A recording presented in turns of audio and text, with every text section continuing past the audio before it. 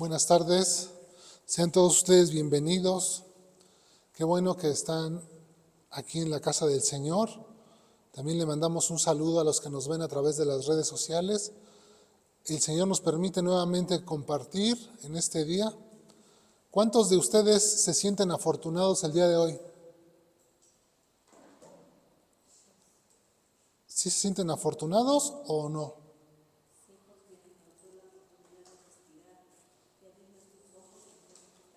Tenemos la oportunidad de estar aquí y de respirar. ¿Saben que los cristianos somos afortunados?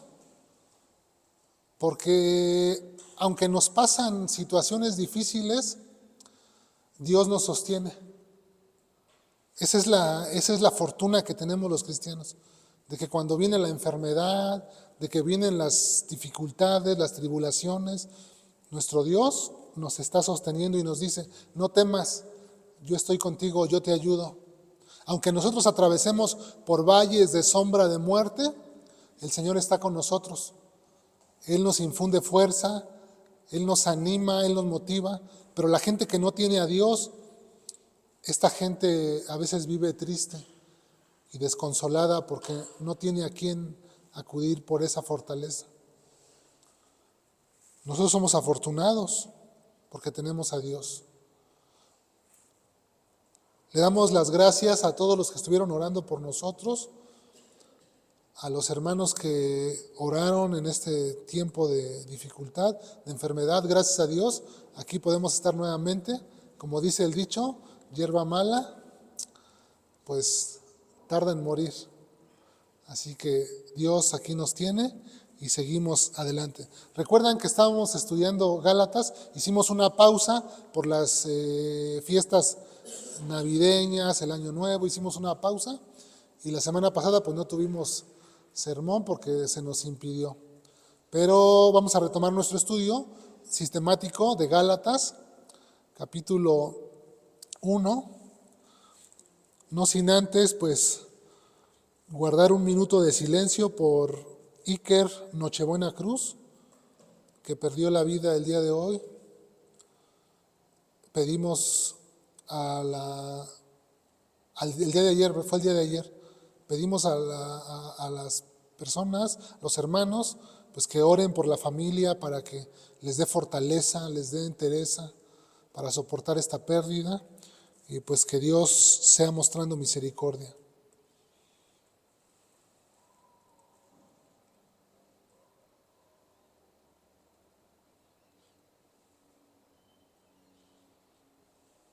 Bien, vamos a comenzar con nuestro estudio, Gálatas capítulo 3. Vamos a leer del 15 al 18, que es donde vamos estudiando.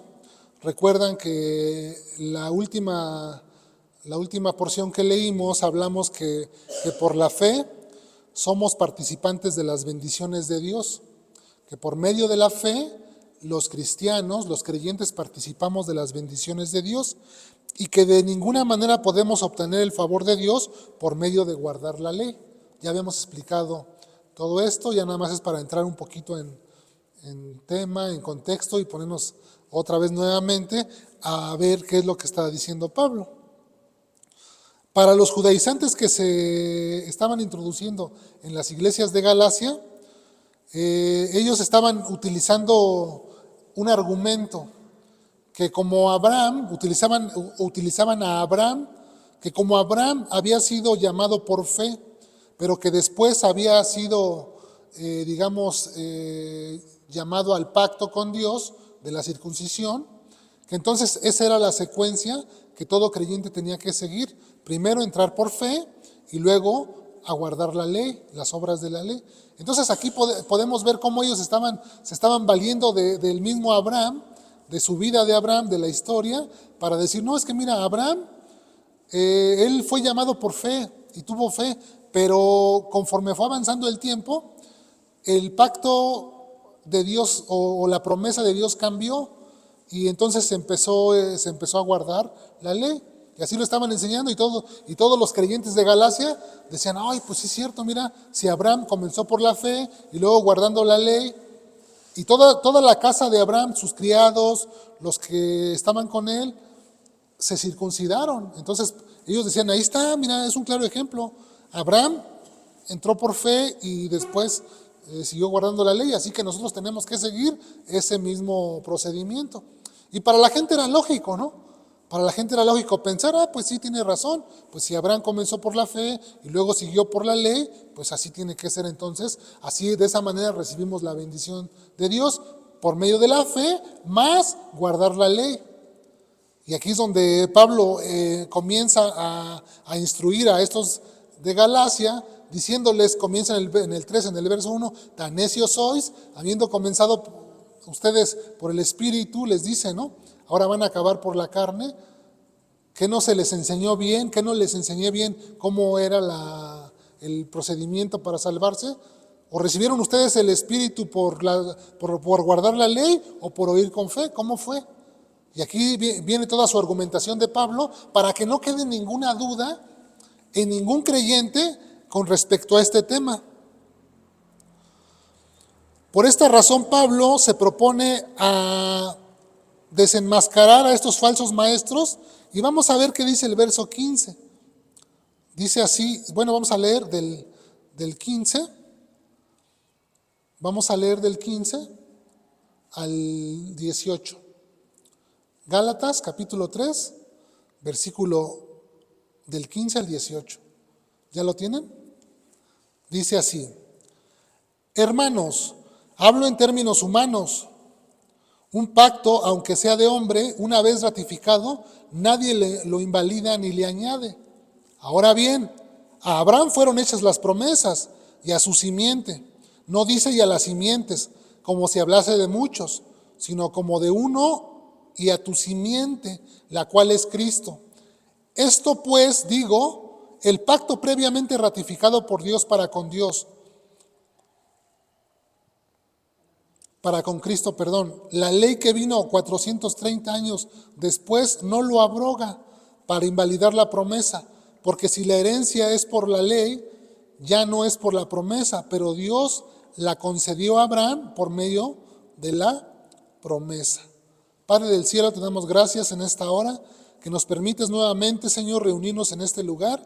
Te pedimos que seas tú, por medio de tu Espíritu Santo, ayudándonos, Señor, para que podamos comprender y entender tu palabra, Señor. Porque esto es fundamental, que cada uno de nosotros lo sepamos, que lo atesoremos en el corazón y lo vivamos, Señor.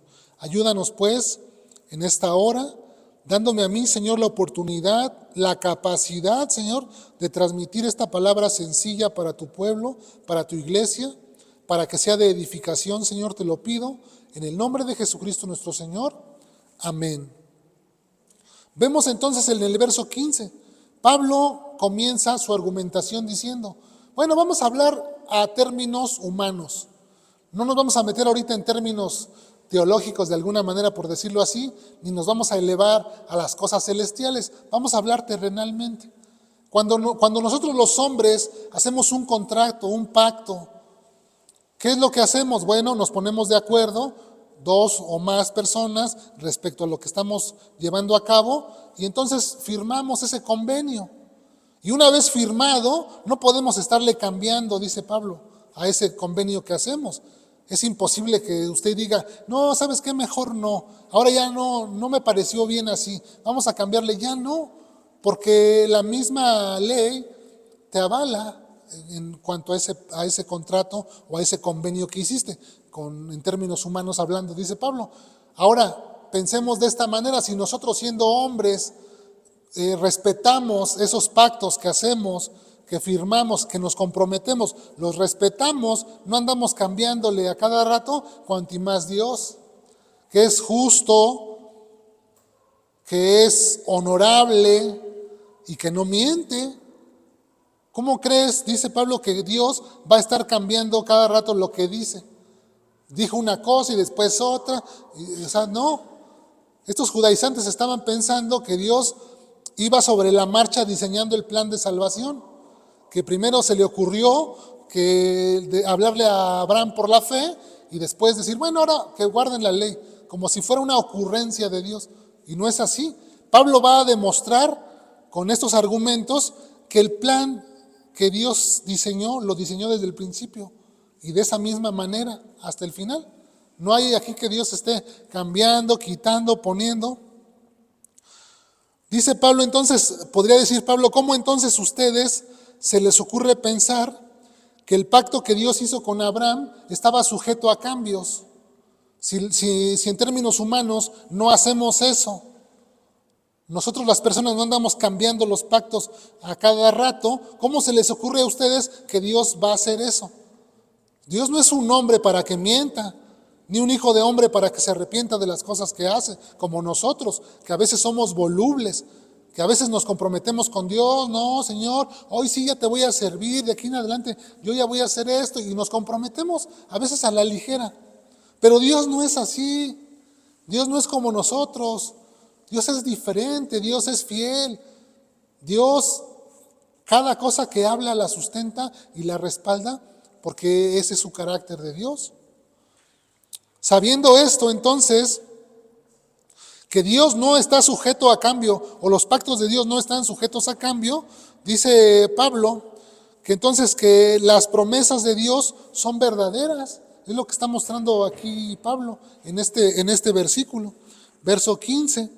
Que dice, hermanos, hablo en términos humanos, un pacto, aunque sea de hombre, una vez ratificado, nadie lo invalida ni le añade.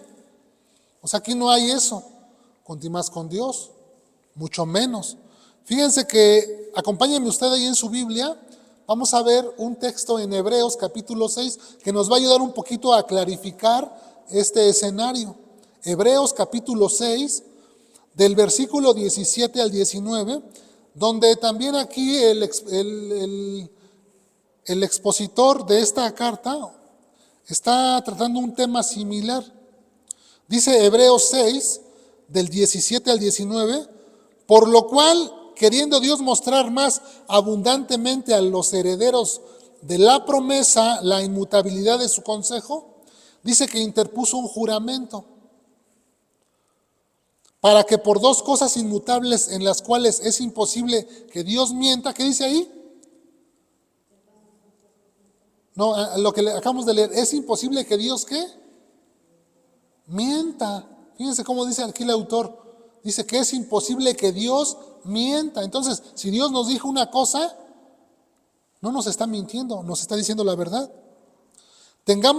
Dice, en las cuales es imposible que Dios mienta, tengamos un fortísimo consuelo los que hemos acudido para asirnos de la esperanza puesta delante de nosotros, la cual tenemos como segura, dice, y firme ancla del alma, y que penetra hasta dentro del velo, donde Jesús entró por nosotros como precursor, hecho sumo sacerdote para siempre, según el orden de Melquisedec.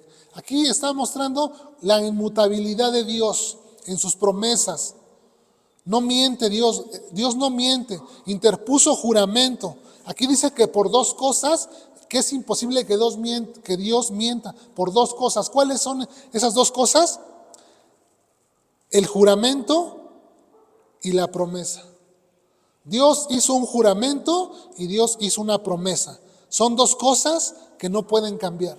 Son dos cosas que permanecen, porque Dios no miente, porque Dios es verdadero.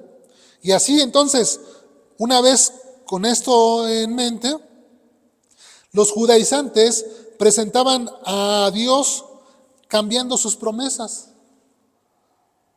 Primero dijo una cosa y luego cambió, y dice Pablo, no es así, Dios no miente.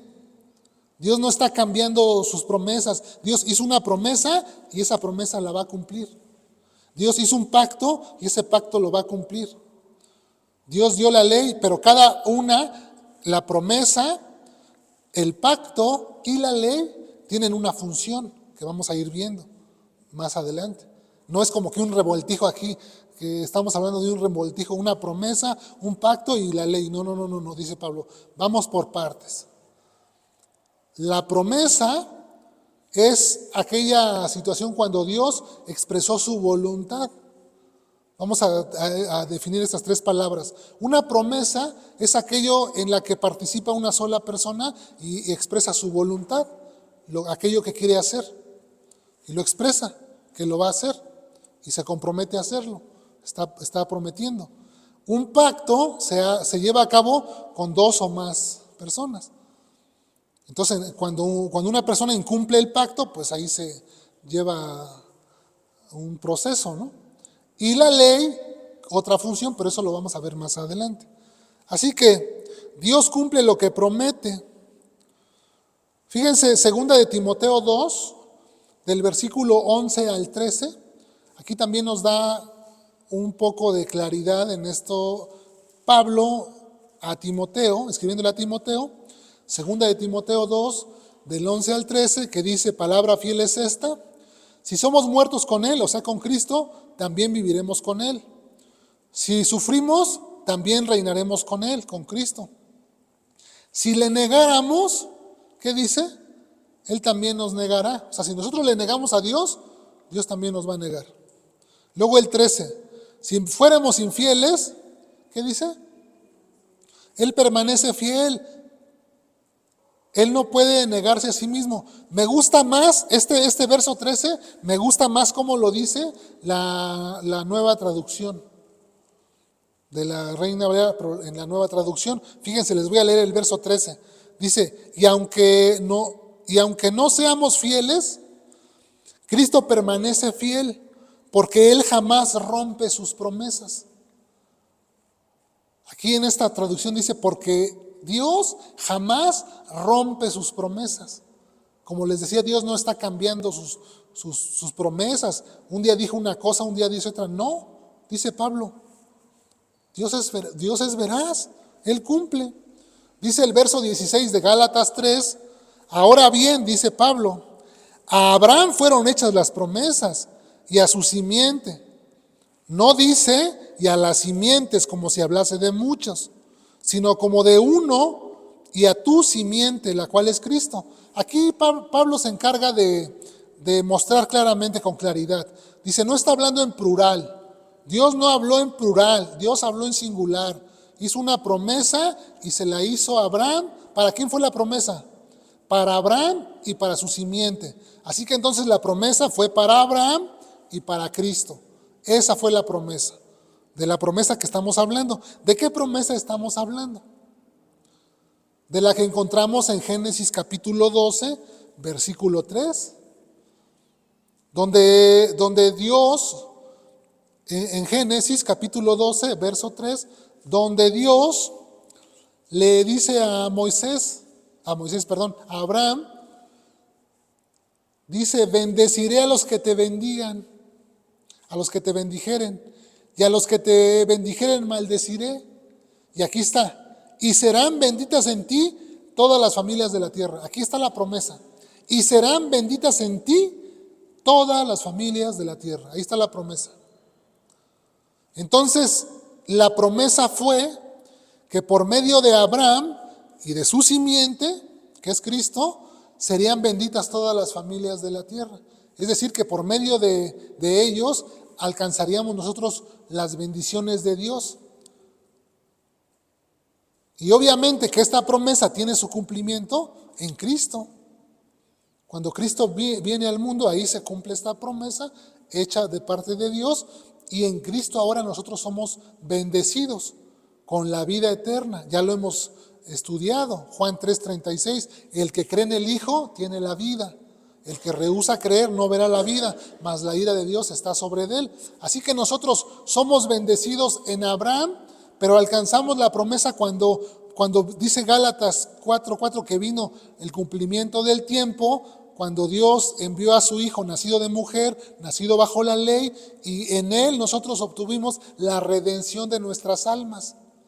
Ahí, en el momento que Cristo hace su entrada al mundo, en ese momento que muere por la humanidad, y aquella persona que por fe acepta ese sacrificio, obtiene la promesa de ser bendecido, de obtener los beneficios, porque una promesa son las cosas o las bendiciones que Dios nos da.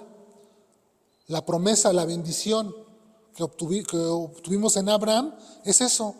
Las bendiciones que obtenemos son la vida eterna, ¿qué más obtenemos? Entendimiento, sabiduría, consuelo. Todas las promesas que vengan a tu mente, Todas aquellas cosas que vienen de parte de Dios, que vienen a tu mente, son promesas que nosotros obtenemos por medio de Cristo.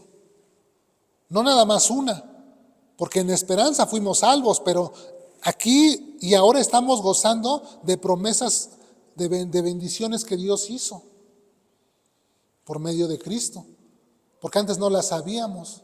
Antes vivíamos sin esperanza, no teníamos esperanza, sin Dios, no teníamos Dios. Andábamos tristes, desolados por este mundo. Mas ahora en Cristo Jesús tenemos una esperanza bienaventurada que es la vida eterna. Cuando el Espíritu Santo llegó a nuestra vida nos abrió el entendimiento y ahora podemos entender las verdades de Dios. Y así sucesivamente, conforme hemos ido avanzando en el camino de Dios, hemos ido obteniendo promesas, beneficios, bendiciones que están aquí. No es que son promesas que Dios está poniendo de repente, son promesas que ya estaban desde el Antiguo Testamento estipuladas para que los creyentes alcanzáramos por medio de Cristo. Y aquí lo vemos con claridad. Dios hizo un pacto con Abraham después de la promesa. Primero le prometió que serían benditas en él todas las familias de la tierra y después hizo un pacto. En Génesis 17, ahí lo podemos leer, hizo un pacto y dice, y este es mi pacto que haré entre tú y mí, así dice, que hablaba de la circuncisión. Aquí hablaba de un pacto de la circuncisión, de que se iban a circuncidar al 8º día y que toda persona que estuviera en su casa tenía que circuncidarse y si no lo hacía, había violado su pacto. Pero este es un pacto que Dios hizo con Abraham, un pacto, pero este es diferente a la promesa. O sea, este pacto no lo confundas con la promesa. Ya vimos que una cosa es la promesa que Dios hizo y otra cosa es los pactos que Dios va llevando a cabo con Abraham, con Moisés y así sucesivamente, que se conocen como por ejemplo el pacto abrahámico, el pacto mosaico, así se determinan. Entonces la promesa es una, en Abraham y en Cristo ser benditas todas las familias de la tierra. El pacto que hace Dios con Abraham de circuncidarse, de que se circuncidaran pues todos ellos. Y luego la ley, que se introduce la ley. Ese ya es otra situación que vamos a ver a los versículos más adelante. Y entonces aquí podemos ver claramente que a Abraham fueron hechas las promesas y a Cristo, que es la simiente.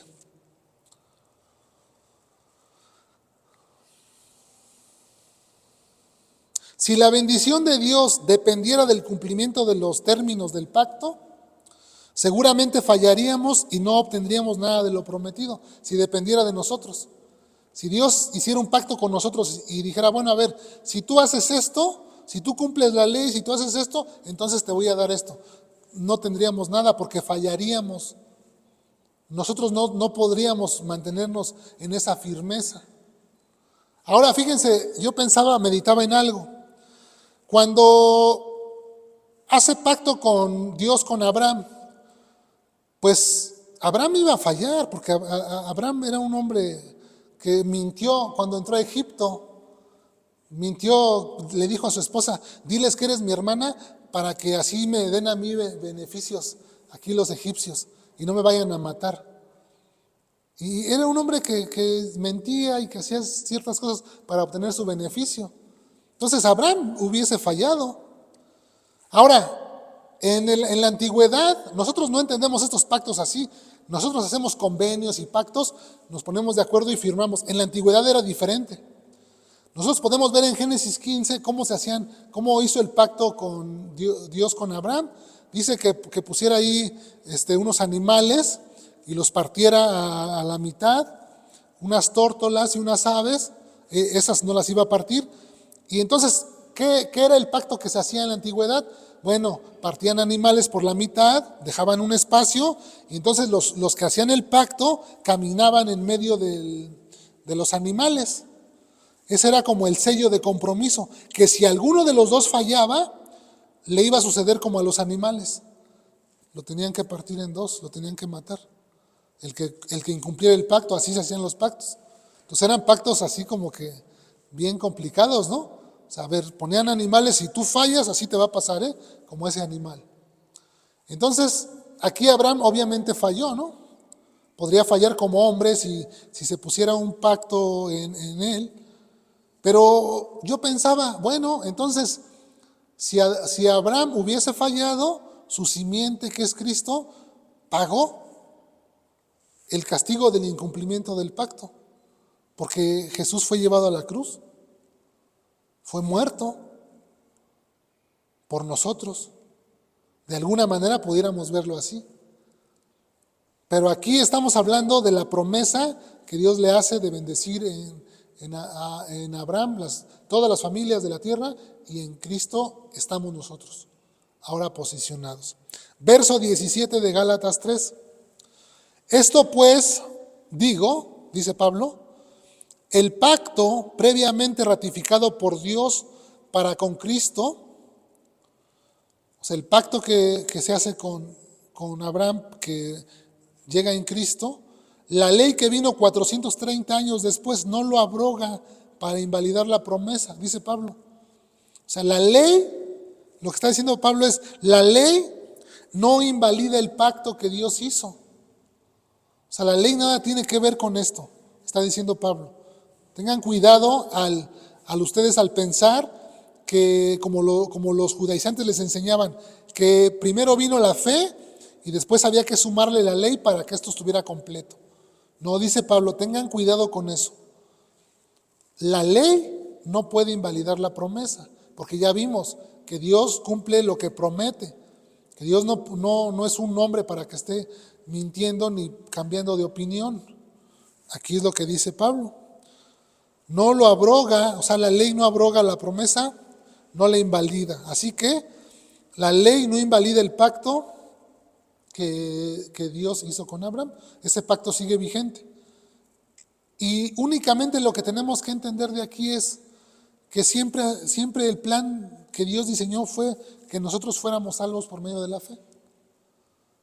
Y que fue poco a poco dando la revelación de su palabra, se nos fue dando para que nosotros pudiéramos ir entendiendo. Ahorita nosotros a esta altura en la que estamos, pues tenemos todo el Antiguo Testamento completo, tenemos el Nuevo, podemos entenderlo así como con claridad. Pero imagínense ustedes aquí a los de Galacia, donde únicamente tenían el Antiguo Testamento y donde a lo mejor no lo sabían ni muy bien, y entonces Pablo se encarga de enseñarles y de presentar estos argumentos para que no suceda nuevamente. Hace 500 años aproximadamente, cuando se llevó a cabo la Reforma, cuando salen del catolicismo porque se estaban vendiendo las indulgencias a la gente. Ya ven que la Iglesia Católica afirma que hay un purgatorio y que es una herejía, completamente no se encuentra en la Biblia. Y ellos afirman que en el purgatorio están las almas de las personas, de sus seres queridos, y entonces se les ocurre que por 2 chelines que la gente empezara a pagar, les iban a ayudar a que esas almas salieran del purgatorio y llegaran a la presencia de Dios. No, pues la gente dice, ahí está mi papá, mi hermano, mi tío, mi sobrino, pues ahí te van 20 para que saques a toda mi familia del purgatorio. Y comienzan a hacer este tipo de cosas, y entonces caen en este mismo problema que Pablo ya había enseñado hace 2000 años. Que la salvación de las personas no se obtiene por las buenas obras, ni por portarse bien. Se obtiene por medio de la fe en Cristo. Y eso de portarse bien y obedecer a Dios tiene que ver con la validación de tu fe, que tu fe es genuina, que estás mostrando, que estás dando la evidencia de que verdaderamente eres un hijo de Dios genuino. Pero no confundirlo nunca con que, porque yo hago buenas obras, entonces obtengo el favor de Dios. No. El favor de Dios lo obtienes por medio de la fe, por medio de creer con fe como lo hizo Abraham. Y paulatinamente tienes que entrar en una obediencia, porque para eso Dios nos creó, para buenas obras. Efesios 2:10. Verso 18 de Gálatas 3. Porque si la herencia es por la ley, dice Pablo, ya no es por la promesa, pero Dios la concedió a Abraham mediante la promesa. O sea, dice Pablo, no puede ser por una y por otra. Estas dos se autoexcluyen. O es por fe, o es por la ley, por guardar la ley. Se excluyen estas dos. Tienes que tomar tu postura. Y la Biblia enseña que es por fe. Vamos a leer este texto y con este terminamos. Romanos capítulo 4. Romanos capítulo 4, versículo 7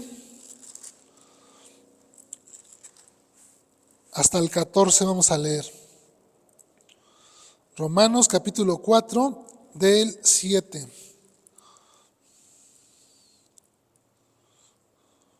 Bueno, vamos a leer el 6, miren, el 6 lo que está diciendo, el verso 6 dice, como también David habla de la bienaventuranza del hombre a quien Dios atribuye justicia sin obras.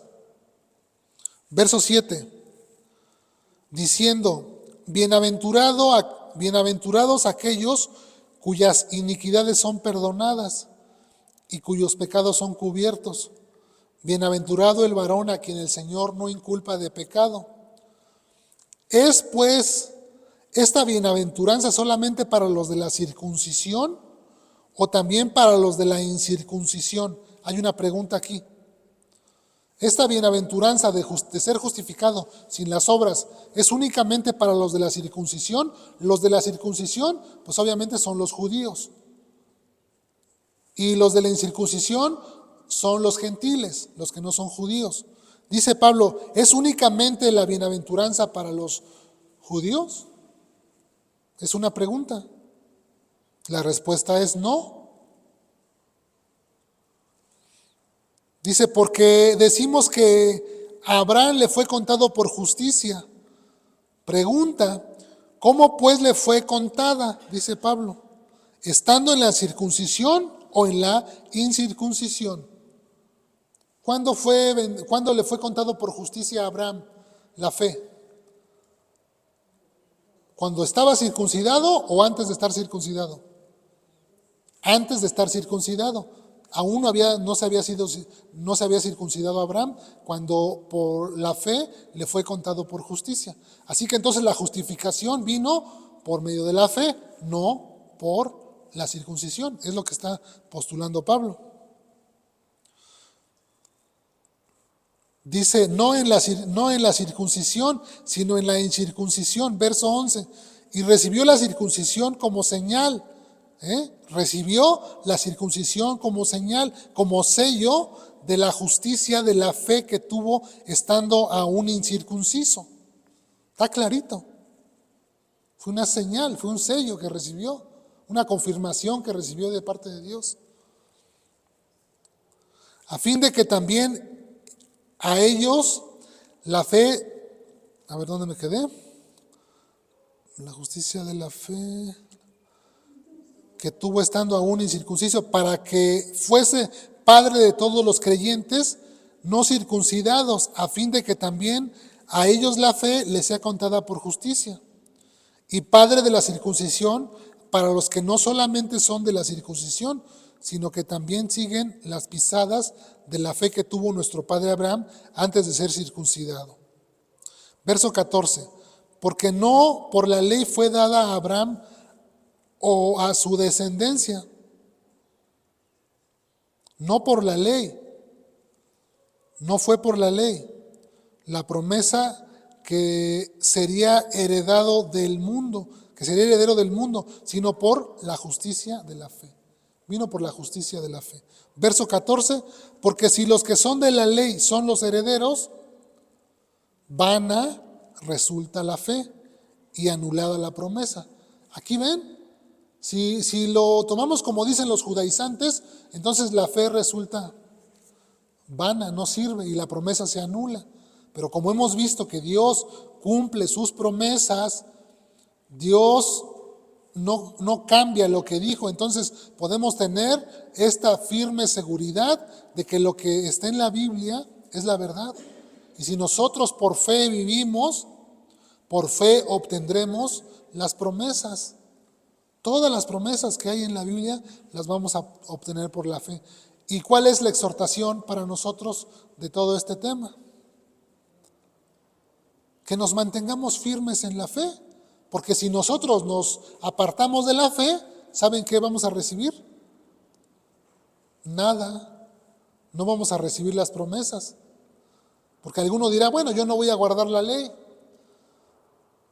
Pero si tú no permaneces en la fe, pues tampoco vas a recibir las promesas. Entonces de ahí la importancia que meditemos en estos temas de no apartarnos de la fe, de que podamos vivir nuestra fe día a día, fortalecidos en el Señor, que cuando vengan las dificultades que van a venir, cuando vengan las dificultades a nuestra vida, nosotros seamos sostenidos por medio de la fe. Porque por medio de la fe nosotros somos hechos hijos adoptivos de Dios. Fue por la fe que nosotros entramos a la familia de Dios y ahora tenemos una familia donde nos podemos gozar, donde podemos ser fortalecidos unos y otros cuando somos atribulados, cuando estamos pasando por situaciones difíciles, cuando estamos pasando por enfermedades, cuando los hermanos están orando por nosotros o estamos orando por ellos que están pasando por dificultades. La fe es como un incienso que sube, dice la Escritura, como un olor fragante que sube a la presencia de Dios, las oraciones de los santos. Y entonces Dios escucha esas oraciones y entonces Dios tiene misericordia de nosotros. ¿Saben por qué? ¿Sabe por qué Dios tiene misericordia de nosotros? Porque se acuerda que somos polvo. Porque Dios se compadece de nosotros. No es por nuestras justicias, no es por las cosas que hacemos bien, es porque Dios tiene misericordia de nosotros y Dios tiene compasión de cada uno de nosotros. Nos mira y dice, pobres personas que un día dicen que sí me van a servir y que ya van a guardar mis mandamientos y que van a seguir y que van a perseverar, y al otro día se les olvida. Y el pecado los vuelve a arrastrar y se los vuelve a llevar la corriente. Y entonces Dios nos mira porque volteamos a buscar su rostro y le decimos, Señor, ten compasión de nosotros. Y Dios nos mira con esa compasión, con esa misericordia y dice, son polvo. Y entonces derrama su bendición, que es nueva cada mañana. Que Dios derrame su bendición sobre nosotros todos los días para que su misericordia nos mantenga avantes en las tribulaciones, en las pérdidas, en las situaciones difíciles, en las enfermedades, cualquier cosa que enfrentemos, que estemos fortalecidos en Dios, que si nos toca partir en este día a la presencia de Dios, sabemos a dónde vamos, tenemos la seguridad a dónde vamos, vamos con Cristo y nos vamos a encontrar con Él y cara a cara abriremos nuestros ojos delante de Él y nos gozaremos y se acabará la tristeza y el gemir, y ya no habrá llanto, ni tristeza, ni dolor. Si nos quedamos aquí, que podamos ser de utilidad en la obra de Cristo, que podamos llevar el mensaje, cada uno conforme a los dones que Dios nos ha dado, porque el Espíritu ha repartido dones a cada uno úselos conforme se le han dado. El que en palabra, en el que servicio, y así cada uno. No olvidando que servimos a Cristo y que por la fe nosotros estamos firmes en Él. Él nos va a sostener. ¿No cantábamos? Él me sostendrá, Él me levantará. Pues que esa palabra se pueda hacer viva en nosotros, hermanos. Amén. Vamos a orar. Padre, te damos gracias por tu palabra, Señor, que es viva y eficaz y más cortante que toda espada de doble filo, Señor, que penetra hasta dividir el alma y el espíritu, Señor, y que discierne las intenciones de nuestros pensamientos, de nuestro corazón, Señor. Gracias te damos por tu palabra, Señor. Ayúdanos, Señor, a salir de aquí y poner esta palabra en práctica, Señor, a vivir nuestra fe, a permanecer firmes, a atesorar tus doctrinas en nuestro corazón y no dejarnos mover por nadie que venga con otras ideas diferentes que contradicen tu palabra, Señor. Ayúdanos a mantenernos firmes en la fe que fue dada por medio de Jesucristo. Gracias te damos por tu palabra que nos anima, que nos conforta, que nos sustenta, Señor. Te damos gracias en el nombre de Jesús. Amén. Amén. Pues qué bueno que pudimos estar aquí reunidos y conectarnos. A los que se conectaron a través de las redes sociales, les mandamos un saludo. ¿Se conectó alguien?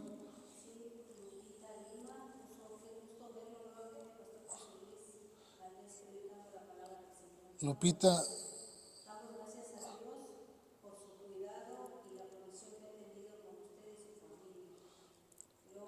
Le mandamos un abrazo a la hermana Lupita. Que Dios le bendiga y le guarde. Gracias por sus palabras, sus buenos deseos. ¿Quién más se conectó?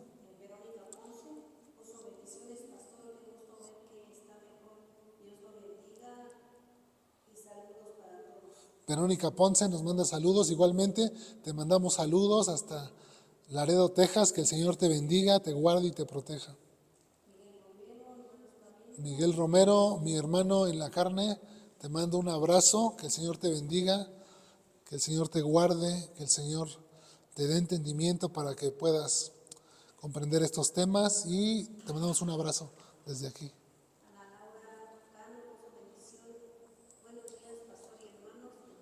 Ana Laura Cano, te mandamos también un saludo, un abrazo, que el Señor te bendiga.